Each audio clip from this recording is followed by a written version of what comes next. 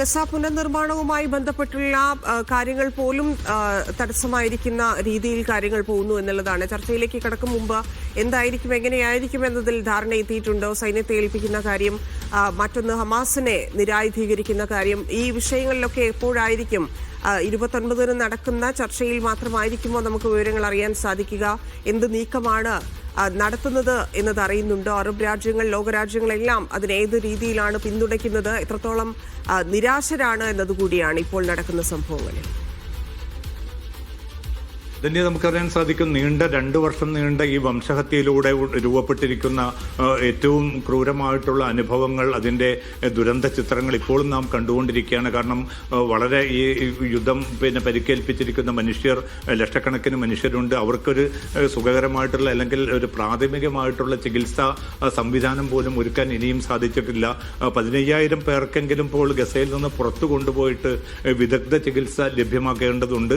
അതുമായി ബന്ധപ്പെട്ട് നിരന്തരമായിട്ട് UN നേതൃത്വവും അതോടൊപ്പം തന്നെ ലോകാരോഗ്യ സംഘടനയും ഒക്കെ ഇസ്രായേലിനോട് അപേക്ഷകൾ സമർപ്പിച്ച് കാത്തിരിക്കുകയാണ്. അവരെ പുറത്തേക്ക് കൊണ്ടുപോകാനുള്ള ഒരു അനുമതി പോലും ഇതുവരെയും ഇസ്രായേൽ നൽകിയിട്ടില്ല. ഏതാണ്ട് മരണസംഖ്യ ഇപ്പോൾ ഈ 2 കൊല്ലത്തെ കണക്കെടുത്തു നോക്കുകയാണെങ്കിൽ 70,400ഓളമായിട്ട് ഉയർന്നിരിക്കുകയാണ്. ഇപ്പോഴും നിരവധി മൃതദേഹങ്ങൾ പല ഭാഗത്തു നിന്നും കണ്ടെടുക്കുന്ന സാഹചര്യങ്ങൾ പോലുമുണ്ട്. ഇനിയും മൃതദേഹങ്ങൾ കണ്ടെത്താതെ കിടക്കുന്ന ആയിരക്കണക്കിന് മൃതദേഹങ്ങൾ കെട്ടിട അവശിഷ്ടങ്ങൾക്കുള്ളിലുണ്ട്. അപ്പോൾ ഈ അവശിഷ്ടങ്ങളും മറ്റും നീക്കം ചെയ്യുക എന്ന ഏറ്റവും ഭാരിച്ച ആ കൃത്യത്തിലേക്ക് നീങ്ങേണ്ടതുണ്ട്. പുനർനിർമ്മാണത്തിന്റെ ആദ്യപടിയായി നടക്കേണ്ട കാര്യങ്ങളാണിത്. അതുമാത്രമല്ല, ഇപ്പോൾ ലക്ഷക്കണക്കിന് മനുഷ്യരാണ് അഭയാർത്ഥികളായി മാറിയിരിക്കുന്നത്. അവർക്ക് വേണ്ടി താൽക്കാലികമായിട്ടുള്ള താമസ സംവിധാനങ്ങൾ ലഭ്യമാക്കാൻ പോലും ഇനിയും അവസരം ഒരുങ്ങിയിട്ടില്ല. അവർക്ക് വേണ്ട സഹായങ്ങൾ, ഭക്ഷണം, മരുന്ന്, വെള്ളം, അടിസ്ഥാന ഉപാധികൾ, താൽക്കാലിക താമസ സംവിധാനങ്ങൾ. എന്താണിപ്പോൾ അവരുടെ ഇപ്പം ഉണ്ടായിരുന്ന ടെന്റുകൾ പോലും ഇല്ലാതായി. ഇവർക്കൊരു വീട് നിർമ്മിക്കാനോ ഇല്ലെങ്കിൽ ടെന്റ് തന്നെ കെട്ടാനോ ഉള്ള സാമഗ്രികളൊന്നും ലഭ്യമായിട്ടില്ല. അതിർത്തികൾ ആ രീതിയിലാണ് ഇസ്രായേൽ പെരുമാറിക്കൊണ്ടിരിക്കുന്നത്. തുറക്കാത്തതിന്റെ ബുദ്ധിമുട്ടുകൾ നേരത്തെ MC പറഞ്ഞതുപോലെ ഭക്ഷണം ഉൾപ്പെടെയുള്ള കാര്യങ്ങളിൽ ഇപ്പോഴും അവർ ഫേസ് ചെയ്യുന്നുണ്ട്. അപ്പോഴാണ് ഈ മോശം കാലാവസ്ഥ കൂടി എത്തുന്നത്. എന്താണ് ഗസയിലെ ജനങ്ങളുടെ അവസ്ഥ? പിന്നെ തീർച്ചയായിട്ടും ഈ 2 കൊല്ലത്തെ കൊടിയ യുദ്ധത്തിന്റെ ബാക്കിപത്രം ഒരു ഭാഗത്ത്, അതോടൊപ്പം തന്നെ ഇപ്പോൾ കഴിഞ്ഞ ദിവസങ്ങളിലൊക്കെ ആഞ്ഞടിച്ചിരിക്കുന്ന കാറ്റും അതോടൊപ്പം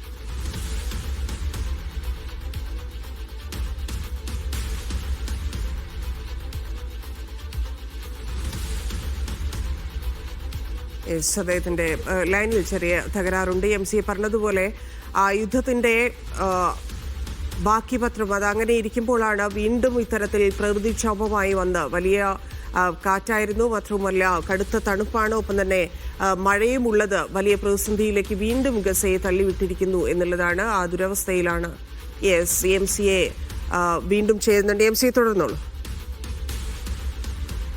അപ്പോൾ അത്രയും ദുരിതപൂർണമായിട്ടുള്ളൊരു അവസ്ഥയാണ്. അതുകൊണ്ട് തന്നെ ഏതാണ്ട് 30,000 ടെൻറ്റുകളാണ് പൂർണ്ണമായിട്ടും തകരുകയും ലക്ഷക്കണക്കിന് മനുഷ്യർക്ക് കയറി കിടക്കാൻ ഒരു ഇടം പോലും ഇല്ലാത്തൊരവസ്ഥ രൂപപ്പെട്ടിരിക്കുന്നു. അതോടൊപ്പം തന്നെ മറ്റ് സഹായങ്ങൾ, ഭക്ഷണം, വെള്ളം, മരുന്ന് ഉൾപ്പെടെയുള്ള സഹായങ്ങൾ, ഉപകരണങ്ങൾ ഇതൊക്കെ എത്തിക്കണമെന്ന് UN പൊതുസഭ തന്നെ പ്രമേയത്തിലൂടെ ആവശ്യപ്പെട്ടതാണ്. UN രക്ഷാസമിതി ആവശ്യപ്പെട്ടതാണ്. അന്തർദേശീയ സമൂഹം ഒരുമിച്ച് തന്നെ ആവശ്യപ്പെട്ടതാണ്.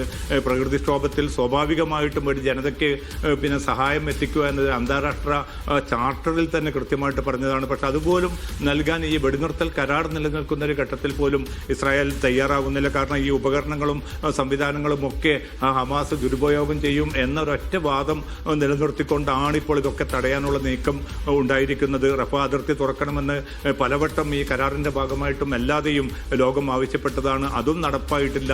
160ഓളം രാജ്യങ്ങൾ പൂർണ്ണമായിട്ടും ഈ ഫലസ്തീൻ സ്വതന്ത്ര രാഷ്ട്രത്തിന് വേണ്ടി രംഗത്ത് വന്നതാണ്. ഇതൊക്കെ ഉണ്ടായിട്ട് പോലും ഇത് നടപ്പാക്കേണ്ടത് ആര് എന്നൊരു ചോദ്യമാണ് ബാക്കി നിൽക്കുന്നത്.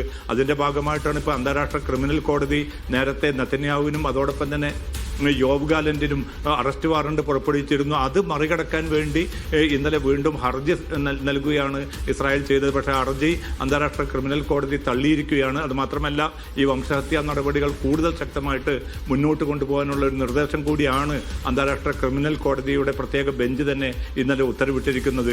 എന്തായാലും ഈ സ്ഥിതിഗതികൾ മാറണമെങ്കിൽ മാനുഷികമായിട്ടുള്ള ഇടപെടൽ നടത്താൻ UN അതോടൊപ്പം തന്നെ അന്തർദേശീയ സമൂഹവും തയ്യാറാകണം. പക്ഷേ അമേരിക്കയുടെ ഭാഗത്തൊന്നും ഇക്കാര്യത്തിൽ ശക്തമായിട്ടുള്ള നിലപാട് ഇല്ലാത്തത് കൊണ്ടായിരിക്കണം ഈ ജനതയുടെ ദുരിതപർവം കൂടുതൽ തീക്ഷ്ണമായ സ്വഭാവത്തിൽ തന്നെ ഇപ്പോഴും തുടരുന്ന ഒരു സാഹചര്യം രൂപപ്പെട്ടിരിക്കുന്നത്.